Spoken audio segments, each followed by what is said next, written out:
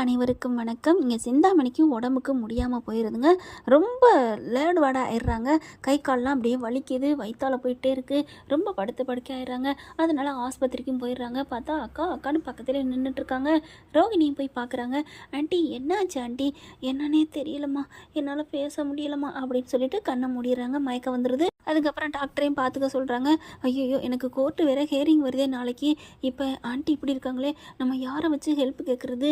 அந்த வித்யாவை போய் மிரட்டணுமே, என்ன பண்ணுறது அப்படின்னு சொல்லிட்டு சரி நம்மளே போவோம் அப்படின்னு போயிட்டு வித்யா கிட்ட கெஞ்சி கேட்குறாங்க. அப்புறம் மிரட்டி பார்க்குறாங்க. நோ நோ, நான் கண்டிப்பாக உண்மையின் பக்கம்தான் நிற்பேன், என்ன வேணாலும் முடிஞ்சால் பண்ணிக்கடி அப்படின்னு வித்யா சொல்லிடுறாங்க. சிங்கக்குட்டி அடுத்து என்ன பண்ணுறாங்க, அப்படியே வெளியில் வராங்க. கண்டிப்பாக இதுக்கடுத்து என்ன பண்ண போகிறாங்கன்னு தெரியலையே அப்படிங்கல. ஆமாம்ல ஃபோனில் பேசுனாங்கல்ல, அந்த ப்ரௌன் மணியும் பார்த்து பேச போகிறேன்னு சொல்லிட்டு ஐயோ இப்போ என்ன பண்ணுறது அப்படின்னு நேராக கறிக்கடைக்கு போயிடுறாங்க. அங்கிள் அப்படின்னு சொல்ல, வாமா எவ்வளோம்மா கறி வேணும் அப்படின்னு நிமிர்றாரு. ரோகிணி நீயா அப்படின்ட்டு, என்ன பாப்பா, என்ன அங்கிள் நான் வந்திருக்கேன் வாமான்னு கேட்காம என்ன பாப்பான்னு கேட்டால் என்ன அர்த்தம்? இல்லைம்மா வாமா, என்னம்மா கறி வேணுமாம்மா அப்படிங்கிறாங்க. நான் கறி வாங்க வரல அங்கிள் அப்படிங்கிறாங்க. அப்புறம் எதுக்கு பாப்பா வந்திருக்க? இங்கே பாருங்கள், என் வாழ்க்கையை நான் காப்பாற்றிக்கணும். என் வாழ்க்கையை பற்றி உங்களுக்கு நல்லா தெரியும். எல்லாரும் என்னை கைவிட்டாங்க. என் மனோஜ் எனக்கு வேணும். நீங்கள் ஒன்றும் சொல்ல வேணாம். நீங்கள் கோர்ட்டுக்கு உங்களை கூப்பிட்ருப்பாங்கன்னு நினைக்கிறேன். அது என்னப்பா நீ சொல்கிற? இங்கே பாருங்கள், நீங்கள் ஒன்றும் பயப்பட வேணாம். உங்களை கூப்பிட்டாங்கிற விஷயம் எனக்கு தெரியும். தயவு செஞ்சு உங்கள்கிட்ட கெஞ்சி கேட்குறேன், நீங்கள் கோர்ட்டுக்கு வந்துடாதீங்க. இல்லை வந்தாலும் எனக்கு எதிராக சொல்லிடாதீங்க. மனோஜ்கிட்ட எல்லா உண்மையும் நான் சொல்லிட்டேங்கிற விவரத்தை உங்களுக்கு தெரியுங்க சொன்னால் மட்டும் போதும் அப்படிங்கிறாங்க. பார்க்குறாரு, என்னப்பா இப்படிலாம் கஷ்டமாக இருக்குது, தர்ம சங்கடமாக இருக்கே. அந்த முத்தும் மீனாவும் என்ன ஒன்றும் இல்லைப்பா ஒன்றும் இல்லை. என்ன அவங்க ரெண்டு பேரும் உங்ககிட்ட கெஞ்சி கேட்டாங்களா இல்லை அதட்டி கேட்டாங்களா அப்படின்னு ரோகிணி சொன்ன கையோட, இங்கேப்பா நீ அதெல்லாம் சொல்லாதப்பா. நான் கோர்ட்டுக்கு என்ன உனக்கு நான் சாதகமாக சொல்லணும் அவ்வளோதானே. விடுப்பாப்பா, ஒரு பொண்ணு வாழ்க்கையை நான் கெடுக்க விரும்பலை. கண்டிப்பாக நான் சொல்கிறேன் அப்படிங்கிறாங்க.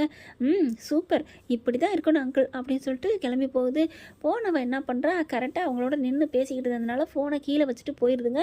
அந்த கறி வெட்டுற டேபிள் மேலே இங்கிட்டு போன கையோட பார்த்தீங்கன்னா மீனா வர்றாங்க. வந்துட்டு இங்கே பாருங்கள், கரெக்டாக மாறிடாதீங்க அப்படிங்கிறாங்க. இல்லைப்பா இப்போ தான் அந்த ரோகிணி பாப்பா வந்துச்சு, பாவமாக இருக்கேன் பார்க்கையில் அப்படின்னு சொல்ல, ஐயோ அப்போவும் அவர் சொன்னார் மனசு மாறினாலும் மாறி இருப்பார், எப்படியாவது சொல்லுவான்னு. தயவு செஞ்சு எங்கள் வாழ்க்கையும் பாருங்கள், யாருங்க இந்த மாதிரி வாழ்க்கையை ஏற்றுக்குவாங்க அப்படிங்கிறாங்களா. உடனே அவர் ஏப்பா அவங்க ரெண்டு பேரும் வாழ விரும்புனா வாழ்ந்துட்டு போட்டுமே, இதில் உங்களுக்கு என்ன? ஐயோ எங்கள் வீட்டில் எல்லோரும் வேணாங்கிறாங்க. அதை விட அவன் நல்லவளே இல்லை. என் புருஷனை கொலை பண்ண பார்த்துருக்கா, என்னென்ன பண்ணியிருக்கா தெரியுமா? அவள் என்னென்ன தப்பு ஃப்ராடுத்தனம் பண்ணியிருக்கா தெரியுமா? கார் பிரேக்கை அப்படி ஒட்டச்சி எரிஞ்சு என்னென்னமோ பண்ணியிருக்கிறா. என் புருஷத்தை உலகத்தை விட்டு அனுப்புறதுக்கு என் புருஷனை வேலை பார்த்துருக்குறா, உங்களுக்கு தெரியுமா அப்படின்னு எல்லாத்தையும் சொல்ல, என்ன பாப்பா இவ்வளோ சொல்லியிருக்கா, பணத்தை திருடியிருக்கா, இவ்வளோ பண்ணியிருக்கா, ஐயோ நான் ரொம்ப நல்லவன்ல நினச்சிட்டேன். சரிப்பா நீ கவலைப்படாமல் போ பாப்பா, நான் கோர்ட்டுக்கு சொல்லிடுறேன் அப்படின்னு சொல்ல, சரின்னு சொல்லிட்டு மீனா போகிறாங்க. டக்குன்னு அட மங்குஸ் மண்டையா, எல்லாத்தையும் ஏன்ட்ட மாட்டேன்னு மண்டையாட்டிட்டு இங்கே மீனா கிட்ட நான் சொல்கிறேன் அப்படின்னு சொல்லிட்டு ஒளிஞ்சுக்கிட்டே நினச்சிக்கிறது. மீனா போனதுக்கப்புறம் வராங்க ரோஹிணி மறுபடியும். அப்படியே பார்த்தோன்னே அதிர்ச்சி ஆகிறாரு. என்ன பாப்பா எப்போ பாப்பா வந்த அப்படிங்கல. ஒன்றும் இல்லை அப்படின்னு சொல்லிட்டு என் ஃபோனை வச்சுட்டு போயிட்டேன், எடுத்துகிட்டு போகலான்னு வந்தேன். எடுத்துகிட்டு போகட்டுமா அங்கிள்? எடுத்துகிட்டு போ பாப்பா. அப்புறம் அங்கிள் நாளைக்கு நான் வந்துடுறேன் பாப்பா, எனக்கு சொல்லுவீங்களா? கண்டிப்பாக உனக்கு தாம்மா சொல்லுவேன், நான் உண்மையை சொல்லிடுறேம்மா அப்படின்னு ப்ரௌன் பண்ணி சொல்ல, ஏன்டா சொட்ட தலையா, உன்னை பற்றி எனக்கா தெரியாது? இருங்கடா, உங்கள் எல்லார்ட்டையும் நான் அன்பா அகிம்சை வழியில் சொல்லி பார்த்தேன், நீங்கள் யாரும் கேட்கல, ஏன் வழியில் இறங்கிட வேண்டியதான் அப்படின்னு சொல்லிட்டு தான் இங்கே சிந்தாமணிகிட்ட ஹெல்ப் கேட்கலான்னு பார்த்தா சிந்தாமணி அவுட் ஆகி போய் கிடக்குறா. இப்போ என்ன பண்ணுறது ஒன்றும் புரியலையே அப்படின்னு சொல்லிட்டு அங்கேருந்து கிளம்பி போயிட்டுருக்காங்க.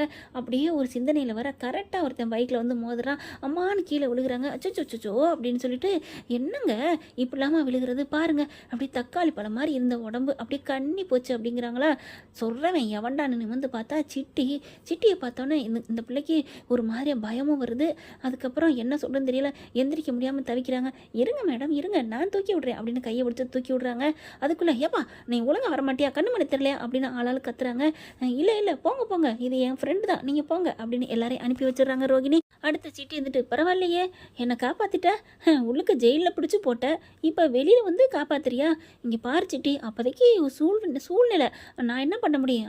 பண்ண முடியும், ஆனால் என்னை கொடுத்து விட்டு நீங்கள் மட்டும் நல்லா ஜாலியாக இருந்துட்டீங்கல்ல அப்படின்னு சொல்ல, என்னை மன்னிச்சிரு சிட்டி, நான் என்ன பண்ணுறது? சரி என்னை ஒரு வாட்டியாவது பார்த்துருக்கீங்களா, உங்களுக்கு நான் எவ்வளோ ஹெல்ப் பண்ணியிருக்கேன் அப்படின்னு கத்துறாரு. ப்ளீஸ் சிட்டி கும்பிட போன தெய்வம் குறுக்க வந்த மாதிரி எனக்கு நான் ஒரு இப்போ ஆபத்தில் இருக்கேன், நீ எனக்கு உதவி பண்ணணும் அப்படிங்கல. வாடி வா, உன்னை இதை தான் வச்சு சாக்குன்னு வச்சு பாரு என்ன பண்ணுறேன்னு. என்னை உள்ளவா தள்ளின, எனக்கு முத்து விட நீ தாண்டி எதிரி அப்படின்னு நினைக்க, இங்கே வா சிட்டி அப்படின்னு தனியாக கூட்டி போகிறாங்க. எனக்கு ஒரு உதவி பண்ண முடியுமா, என்ன பண்ணணும் அப்படிங்கல. இல்லை இந்த மாதிரி நடந்துட்டுருக்கு கேஸு, இந்த மாதிரி 3 பேர் வந்து சாட்சி எனக்கு எதிராக சொல்ல போகிறாங்க அப்படின்னு எல்லாத்தையும் சொல்லி முடிக்க, ஆஹான்னு அப்படியே சிட்டி சிரிக்கிறாரு. ஏன் சிட்டி, என் பொழப்பு உனக்கு சிரிப்பாக இருக்கா? இல்லை இல்லை மேடம், உங்கள் பொழப்பே சிரிப்பாக சிரிச்சு போய் கிடக்கு, இதில் நான் வேறு தனியாக சிரிக்கணுமா? என்ன சிட்டி விளையாடுறியா, திமிரா? பரவாயில்ல மேடம், எவ்வளோ விளையாட அப்படி கீழே தர மட்டத்துக்கு போனாலும் அந்த கெத்தை மட்டும் விடாமல் இருக்கீங்க பார்த்தீங்களா, அதுதான் ரோகிணியே. இல்லை இல்லை இல்லை, அதுதான் கல்யாணி என்ன அப்படிங்கிறாங்க. அதுக்கப்புறம் சரி கல்யாணி என்ன பண்ணணும், இங்கே பாரு, எனக்கு அந்த 3 பேரையும் நீ கடத்தணும் அவ்வளோதான் அப்படிங்கிறாங்க. எனது கடத்தணுமா, எதுக்கு எதுக்கு போட்டு தள்ளணுமா? ஐயோ அதெல்லாம் வேணாம், கோர்ட்டு நாளைக்கு ஹேரிங் முடிகிற வரைக்கும் வச்சுருந்தா போதும், அப்புறமா நீங்கள் அனுப்பிவிட்டா போதும் அப்படின்னு ரோஹிணி சொல்ல, ஏன் அதுக்கப்புறமா ஏதாவது பண்ணலாமே, அதுக்கப்புறம் அவங்க வந்து கோர்ட்டுக்கெலாம் சொன்னாலும் செல்லாது அப்படிங்கிறாங்க. கோர்ட்டில் ஏன் வரலன்னு கேட்டால், அதை நான் என்னமோ சொல்லிக்கிறேன், வரக்கூடாது அவங்க, நீ இதை ஏதாவது பண்ணு அப்படிங்கிறாங்க. அப்போ எனக்கு என்ன தரப்போகிற, உனக்கு எவ்வளோ பணம் வேணாலும் நான் தருவேன், கண்டிப்பாக தருவேன் அப்படிங்கிற. பணமா, என்கிட்ட இல்லாத பணமா, யாருக்கு வேணும் அந்த பணம் அப்படின்னு சொல்ல, பணம் இல்லைன்னா வேற அப்படின்னு பார்க்கல, வேற என்ன நான் எதிர்பார்க்க போகிறேன் அப்படின்னு மேலேருந்து கீழே வரைக்கும் பார்க்குறாரு ரோஹிணியை. சிட்டி பார்த்தோன்னே, இங்கே பாரு சிட்டி, நீ எவ்வளோ வேணாலும் பணத்தை வாங்கிக்கோ, நீ இந்த மாதிரிலாம் பண்ணக்கூடாது, நான் என்ன பண்ணேன், நீ இப்போ பார்த்த பாரு அது தப்பு, நான் என்ன பார்த்தேன், நீ நீ இப்படி வந்து பார்த்த, சரி நான் பார்த்ததை நீங்கள் ஏன் பார்க்குறீங்க மேடம்? இல்லை சிட்டி இதெல்லாம் முடியாது அப்படிங்கிறாங்க. அப்போ நான் கடத்த முடியாதே அப்படிங்கிற பார்க்குறாங்க. ஐயோ சிந்தாமணி மேடமும் இல்லை, இப்போ இவனையும் இவன் தெய்வம் விட்டுட்டோம்னா நமக்கு ஆள் இல்லையே அப்படின்ட்டு, சிட்டி நான் சொல்கிறத கேளு சிட்டி அப்படிங்கிறாங்க. இல்லை இல்லை, எனக்கு நீங்கள் என்ன பண்ணுவீங்க அப்போ தான், ஐயோ நான் அதை நீ முடி, நான் அதுக்கப்புறம் எல்லாம் நான் என்ன பண்ணலான்னு சொல்கிறேன், வாக்கு மாற மாட்டீங்களே, அதெல்லாம் மாறலை அப்படின்னு சொல்லிட்டு அங்கேருந்து கிளம்புறாங்க. சே இவங்கிட்டலாம் நம்ம இப்படிலாம் பேச வேண்டியதாக இருக்கே அப்படின்ட்டு. ஆமாம், உங்களுக்கு 1 ரூபா கூட ஆதாயம் இல்லாமல் அப்படியே எல்லாம் நல்ல செய்வான்னு நினச்சிட்டு இருக்கே, அடியே சிந்தாமணி உனக்கு ஆப்பு ரெடி பண்ணிக்கிட்டு தான் இருக்குது, அது தெரியாமல் நல்லவன் நம்பிட்டுருக்கா. அதுக்கப்புறம் போயிடுறாங்க. சிட்டி பார்க்குறான், இந்த 3 பேரையும் நான் கடத்தணுமா அப்படின்னு நினச்சிட்டு போயிடுறான். அதே மாதிரி 3 பேரையும் ஆட்களை வச்சு ஸ்கெட்சு போட்டு தூக்கி கொண்டே கொடோனில் போட்டு அடைச்சி வச்சு 3 பேரையும் ஒன்றா கட்டி போட்டு வச்சிடுறாங்க. கட்டி போட்டுட்டு அதுக்கப்புறம் இவங்களுக்கு என்ன பண்ணலாம் அப்படின்னு யோசிச்சுட்டு இருக்கல, கரெக்டாக வீடியோ எடுத்து ரோஹிணிக்கு அனுப்ப, போதுமா எப்படி அப்படின்னு சொல்ல, சூப்பர் சூப்பர் அப்படின்னு மெசேஜ் போடுறாங்க. தேங்க்ஸ் சிட்டி, தேங்க்ஸ் அப்படிங்கிறாங்க. அப்புறம் மறக்கக்கூடாது, நான் கேட்டது கண்டிப்பாக உனக்கு கிடைக்கும், இப்போ வையே, இங்கே பாரு என்ன கிடைக்கும், பணமா? ஆமாம், பணத்தை யார் கேட்டா, நான் கேட்டது ஒன்று, பணம் தந்துடுவேன் சிட்டி, ப்ளீஸ் இப்போ வைய, கோர்ட்டில் நான் உட்காந்துருக்கேன் அப்படின்னு ஃபோனை கட் பண்ணுறாங்க. சிட்டி யோசிச்சு பார்க்குறாரு, இவளெல்லாம் நம்பலாமா, இவன் நாகப்பாம்பை விட மோசமான விஷம், அது கூட நல்லவங்களுக்கு நல்லது செய்யும், ஆனால் இவ எல்லாருக்குமே கெடுதல் தான் பண்ணுவா, இவளுக்கு என்ன பண்ணலாம், முத்துவை கூட நம்ம அப்புறம் தீர்த்துக்குவோம், முதல்ல இவளை தோக்கடிக்கணும், 3 பேர்த்தையும் அவுத்து விட்டுருவோமா அப்படின்னு யோசிச்சுக்கிட்டு இருக்காரு சிட்டி. அடுத்து அங்கே பார்த்தா கோர்ட்டில் ஹேரிங் வருது, ஆளுக்கு விசாரிச்சுட்டு இருக்காங்க. இல்லைங்க சாட்சி இந்த வந்துகிட்டு இருக்கு அப்படின்னு முத்து மீனாவும் சொல்லிக்கிட்டே இருக்காங்க. கால் பண்ணுறாங்க, ஆனால் அந்த ஃபோனை அப்புறம் அவங்க எடுத்து வச்சுக்கிட்டாங்களா சிட்டி ஆளுங்க, அதனால யாருமே எடுக்கலை. ஃபோன் போகுது ஆனால் எடுக்க மாட்டேங்கிறாங்களே அப்படின்னு முத்து மீனாவும் சொல்ல, அவங்க எப்படிங்க எடுப்பாங்க, அந்த மாதிரி ஆட்கள் நிஜமாக உண்மை நம்பினா எடுப்பாங்க பேசுவாங்க, இவங்க சும்மா சொல்கிறாங்க, என் மேலே பழி போடுறக்காண்டி பேசுகிறதுனால அவங்களால வர முடியலை அப்படிங்கிறாங்க. இல்லை இவரான அப்படி பழி போடலாம் வந்திருக்கலாம் இல்லையா, இவங்க முத்து மீனாவும் சொல்கிறது பொய், ரோஹிணி சொல்கிறதா மெய் அப்படின்னு சொல்லலாம்ல, அதுக்காவது அவங்க வரலாம்ல அப்படின்னு மீனா சொல்கிறாங்க. அப்போ நீங்கள் என்ன சொல்ல வரீங்கம்மா அப்படின்னு கேட்குறாரு நீதிபதி. அதுதான் சொல்கிறேன், இவ தான் ரோஹிணி தான் ஏதோ பண்ணியிருக்கிறா, 3 பேரையும் காணாமல் போனா அதுக்கு ஏதோ அர்த்தம் இருக்குல்ல, அதெல்லாம் இல்லை இவரான, இவங்களாம் ஒரு கட்டுக்கதை கட்டுறாங்க, இவங்களா கூட ஒழிச்சு வச்சிருக்கலாம், என் மேலே இப்படி ஒரு பழி வரணுங்கிறக்காண்டி, என்ன இவரான அப்படிங்கிறாங்க. உடனே ரோஹிணி சொன்ன கேட்டு நீதிபதி, ஆமாம்மா அப்படியும் கூட அந்த பொண்ணு சொல்கிற மாதிரி உண்மைதானே, ஐயோ இந்த 3 பேர் என்ன பண்ணுதுங்கன்னு மீனா மொத்தம் தவிச்சு போய் நிற்கிறாங்க. அடுத்து ரோஹிணி வந்து உட்காந்துருதுங்க. இப்போ நீங்கள் தீர்ப்பு சொல்லுங்கள், நானும் மனோஜும் சேர்ந்து வாழணும், அவர் கூட நான் என்னை கவுன்சிலிங் வைங்க அப்படின்னு கேட்டுக்கிட்டு இருக்காங்க. நீதிபதி இப்படி கட்டையை புரட்டி பார்த்துட்ருக்காரு.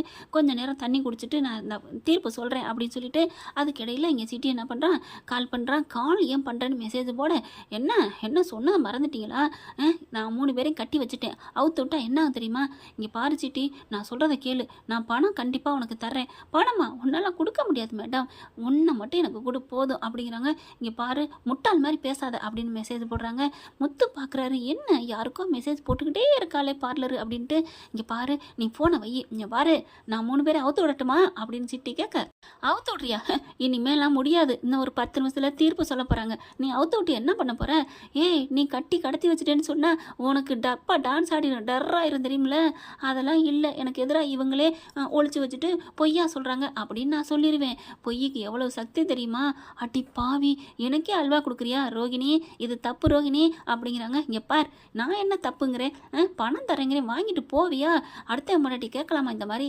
ஓ அடுத்தவன் பொண்டாட்டின்னு சொல்லிட்டு இன்னொருத்தனை கல்யாணம் பண்ணியே புள்ள பெத்தவ, அது மட்டும் ஏமாத்த இல்லையா அப்படிங்கிறாங்க. இங்கே பார் இது உனக்கு தேவையில்லை, உனக்கு பணம் வாங்கிக்க.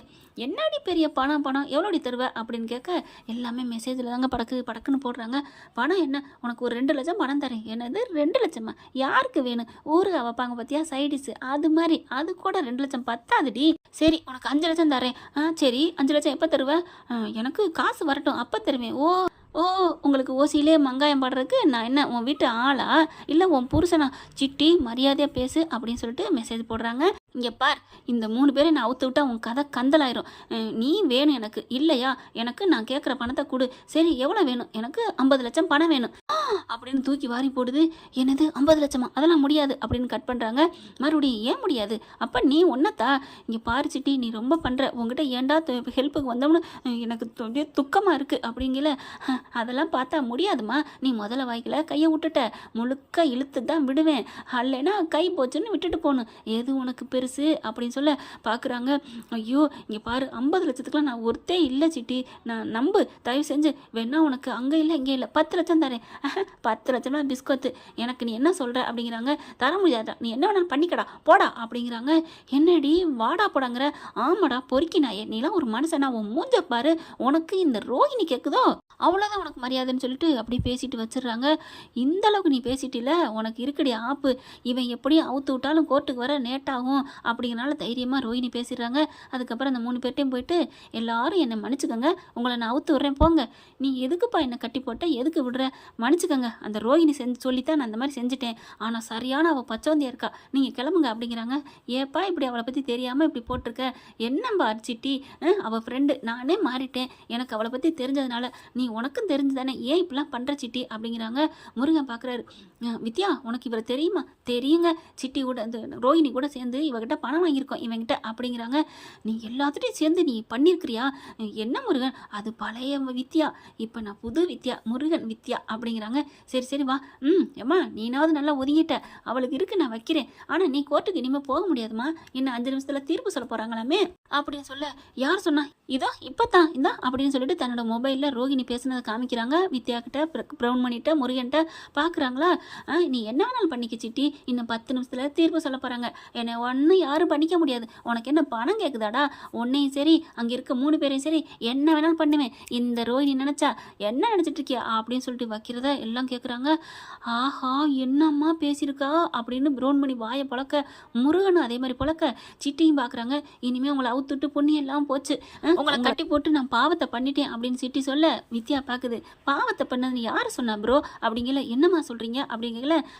என்ன யார் அப்படின்ட்டு, இப்போ நீங்கள் இது பூரா மெசேஜ் தானே போட்டிருக்கா, கொடுங்க அப்படின்னு பார்க்குறாங்க. எல்லாத்தையும் பார்த்து கேட ஆமாம் அப்படின்னு சொல்லிட்டு எல்லாத்தையும் மீனாவுக்கு முத்துக்கும் அனுப்புங்க. வித்யா எப்படிங்க இந்த மூளை, பின்ன அவ கூட சேர்ந்துருக்கேன்ல, எனக்கு மூளை இல்லையா என்ன? அந்த ஃபோனை வாங்கி பார்க்கலாமே அப்படின்னு முருகன் சொல்ல, வாவ் சூப்பராக, எப்படிங்க உங்களுக்கு, உங்கள்கிட்ட நான் கொஞ்ச நாள் வாழ்ந்துட்டேன்ல அப்படின்னு முருகன் சொல்ல, சூப்பர் சூப்பர் அப்படிங்கிறாங்க. சரி சீக்கிரம் அவங்களுக்கும் அனுப்பிடுங்க, அதுக்கப்புறம் டக்குன்னு முத்துக்கு ஒரு மெசேஜ் போடுங்க, அவங்கள்ட்ட மொபைல் எடுத்து பார்க்க சொல்லுங்கள் அப்படிங்கிறாங்க. ஆனால் முத்து மீனா இதை காமிக்கக்கூடாது, ஏன்னா நீங்கள் 2 பேரும் டீலுன்னு ஏதாவது மாற்றி விட்ருவா அந்த பார்லர் அப்படின்னு சொல்ல, டக்குன்னு என்ன பண்ணுறாங்க, முத்துக்கு கால் பண்ணுறாங்க. இவர் அப்படியே நைஸ் ஆகிட்டு போகிறாரு. என்ன வித்யா எங்கே போனீங்க அப்படின்னு சொல்லல. இனிமேல் எங்களால் வர முடியாது, ஏன்னா ரோஹிணி இப்படி பண்ணிட்டான்னு எல்லாத்தையும் சொல்கிறாங்களா. பாவி இப்படி பண்ணிட்டாளா, இப்போ என்ன பண்ணுறது, இப்போ நீதிபதி மேலே வரப்போறாரே அப்படிங்கல. கவலைப்படாதீங்க முத்து, உங்களுக்கு வந்திருக்கு பாருங்க, அதை பாருங்க அப்படிங்கிறாங்க. பார்க்குறாங்க 3 பேரையும் கட்டி வச்சது எல்லாம் பேசுனதெல்லாம். என்ன பார்லரமாக இந்த வேலை பண்ணிட்டு இருக்கா, கோர்ட்டுக்குள்ளே வந்தோம், கோர்ட்டுக்குள்ள இருக்கேன், வை வை, அந்த மங்குஸ் மண்டையா வந்துருவான், நீதிபதி தீர்ப்பை சொல்லிடுவான் அப்படின்னு முதற்கொண்டு எல்லாம் இருக்குது. ஓ இது போதும் அப்படின்னு இருக்கல, சரி நீ வை, ரொம்ப தேங்க்ஸ், சிட்டிக்கு ஒரு நன்றி சொல்லணும் அப்படிங்கிறாங்க. சிட்டி தான் எல்லாம் பண்ணது, எல்லாம் சொல்லிடுறாங்க. சிட்டிக்கிட்ட ஃபோனை கொடுங்க, இல்லை ஸ்பீக்கரில் தான் இருக்குது, பேசுங்க. சிட்டி ரொம்ப நன்றிப்பா, உன்னை இந்த உதவியை நாங்கள் என்றைக்குமே மறக்க மாட்டோம், என்னை மன்னிச்சுக்க ஏதாவது நான் பண்ணியிருந்தா அப்படின்னு முத்து சொல்ல, பரவாயில்லப்பா விடுப்பா, அந்த பச்சோந்தியை நம்பி நான் என்னென்னமோ பண்ணிட்டேன் அப்படிங்கிறாங்க. அடுத்து நீதிபதி வந்து தீர்ப்பு சொல்ல போயில, நிறுத்துங்க அப்படின்னு முத்து சொல்ல, என்ன அப்படிங்கிற மாதிரி பார்க்குறாங்க. அதுக்கப்புறம் ஒரு லெட்டர் எழுதி கொடுக்குறாரு நீதிபதி கிட்ட. ஏன்னா வாயால் சொன்னால் கூட அந்த ஃபோனை கபக்குன்னு போட்டு படக்குன்னு முழுங்கிடுவா நம்ம ரோகிணி, அதனால எழுதி கொடுக்குறாங்க. படித்து பார்க்குறாரு. படித்து பார்த்துட்டு அந்த வக்கீலை பார்த்து, அந்த குமாஸ்தா இருப்பாங்களே அவங்ககிட்ட, ரோகிணி உங்கள் ஃபோனை கொடுங்க அப்படிங்கிறாங்க. அப்படி ஏன் சார் அப்படிங்கிறாங்க. கொடுமா அப்படிங்கிறாங்களா, கொடுத்துட்றாங்க. பார்த்தா பாஸ்வேர்டு போட்டிருக்கு. என்னம்மா பாஸ்வேர்டு அப்படிங்கிற சொல்லிடுறாங்க. அதை எடுத்துட்டு பார்க்குறாரு. முத்து என்ன எழுதி கொடுக்குறாருன்னா, ரோகிணி இப்போ வந்து 3 பேர்த்தையும் கடத்தி வச்சுருக்காங்க, அங்கேருந்து ஃபோட்டோ அனுப்பியிருக்காங்க, அந்த கடத்தின கும்பல்கிட்ட பேசியிருக்காங்க, நீங்கள் அவங்களோட ஃபோனை வாங்கி பாருங்கள் யுவரான, ப்ளீஸ் ப்ளீஸ் அப்படின்னு கெஞ்சி எழுதியிருக்காரா. அதனால தீர்ப்பை ஒத்தி வச்சுட்டு அதெல்லாம் படித்து பார்த்துட்டு ரோஹிணிட்ட அந்த ஃபோனை வாங்கி பார்த்துடுறாங்க. பார்த்தா அப்படியே அதிர்ந்துடுறாரு. என்னம்மா இது அப்படின்னு காமிக்க, ரோஹிணி ஐயோ எல்லாத்தையும் கண்டுபிடிச்சிட்டானா, நடுங்கிறது. ஃபோனை கொடுக்க மனசில்லை தான் ரோஹிணிக்கும், எல்லாத்தையும் பார்த்துருவானே அப்படின்னு சொல்லிட்டு. அடுத்து எல்லாம் பார்த்துட்டு கதை கந்தலாகி போயிடுது. நீலாம் ஒரு பொம்பளை அம்மா, என்ன நினச்சிட்டு இருக்க நீ? இங்கே இருந்துட்டு சுவிட்சை போட்டால் எறிகிற லைட் மாதிரி அங்கே வேலை பண்ணியிருக்கிறியா? என்னம்மா நினச்சிட்டு இருக்க அப்படிங்கிறாங்க. இப்போ 3 பேர் இங்கே தான் வந்துகிட்டு இருக்காங்க யுவரானர் அப்படின்னு முத்து மீனா சொல்கிறாங்க. வெயிட் பண்ணுவோம் அப்படின்னு சொல்லிட்டு, நான் ஒத்தி வைக்கிறேன் அப்படின்னு ஒரு 1/2 மணி நேரம் தள்ளி வைக்கிறாங்க. 1/2 மணி நேரத்தில் 3 பேர் அலறி அடித்து ஓடி வர்றாங்க. வந்துட்டு, ஐயா எங்களை கட்டி போட்டது இவங்க தான் அப்படிங்கிறாங்க. ஃபோட்டோ பார்த்துருப்பீங்களே, பார்த்தேன் அப்படிங்கிறாங்க. அதுக்கப்புறம் இந்த மாதிரி ஒரு பொம்பளையை நான் எங்கேயுமே பார்த்ததில்ல, கண்டிப்பாக இவளோட வாழ்கிறது தப்பு, பாவம், எப்பா நீ இத்தனை வருஷம் எப்படிப்பா வாழ்ந்த அப்படிங்கிறாங்க. ஆனால் அப்படிலாம் துரோகி இல்லை தான், புருஷன் மேலே உயிர் தாங்க. ஏன்னா கதையாக இருந்தாலும் ரோகிணி மேலே என்ன தான் கோவமாக இருந்தாலும் நியாயங்கிறது எனக்கு தெரியுங்க. எனக்கு எப்போவுமே நியாயத்து பக்கம் தான் இருப்பேன். அதுக்காண்டி ரோஹிணி பண்ணது எல்லாமே நியாயம்னு சொல்ல மாட்டேன். மனோஜ் மேலே வச்சிருந்தது நியாயம் தானங்க, உண்மை தானங்க. இல்லை நீதிபதி என்ன சொல்ல வந்தார்னா, தூங்கையில் ஏதாவது சொல்லுவாங்களே கல்லை போட்டுன்னு, அதை சொல்ல வந்தார். ஆனால் அது எனக்கு சொல்ல வரலங்க. ரோஹிணி அப்படி பண்ணுற ஆள் இல்லை, புருஷனுக்காக உயிரை கூட கொடுப்பா. இப்போ பார்த்தீங்கன்னா நீங்கள் உனக்கும் இந்த பொண்ணுக்கும் டைவர்ஸு நான் இப்போவே கொடுக்குறேன் அப்படின்னு தீர்ப்பை சொல்லிடுறாங்க. அப்படியே மனோஜுக்கு சந்தோஷம் தாங்கலை. ரோஹிணி வந்துட்டு நான் அழுகுறாங்க. ஐயோ போச்சே, என் வாழ்க்கை போச்சே அப்படின்னு சொல்லிக்கிட்டு. என்ன ஃப்ரெண்ட், முடிவு இப்படி போனால் சூப்பராக தானே இருக்கும், பார்க்கலாம் என்ன நடக்க போகுது. ஏன்னா டைரக்டர் அவ்வளோ சீக்கிரத்துலையா ரோஹிணிக்கு துன்பத்தை கொடுப்பாங்க? நல்லவருக்கு மட்டும்தான் துன்பத்தை கொடுப்பது இந்த டைரக்டரோட வேலை. என்ன ஃப்ரெண்ட், கரெக்டாக இல்லையான்னு கமெண்ட்ஸில் எஸ்ன்னு போட்டுருங்க. இந்த வீடியோ உங்களுக்கு பிடிச்சிருந்தா தயவு செய்து லைக் பண்ணுங்க. இன்னும் அப்டேட்ஸ்க்காக சேனலை சப்ஸ்கிரைப் பண்ண மறக்காதீங்க. நம்ம கிட்ட இருக்க எல்லா சேனல்ஸோட லேட்டஸ்ட் வீடியோ அப்டேட்ஸ்க்காக மேல ரைட் சைட்ல காட்டுற லிங்கை கிளிக் பண்ணி வாட்ஸ்அப் குரூப்ல ஜாயின் பண்ணுங்க. உங்களிடம் விடைபெறுவது நான் உங்கள் மெஹர்.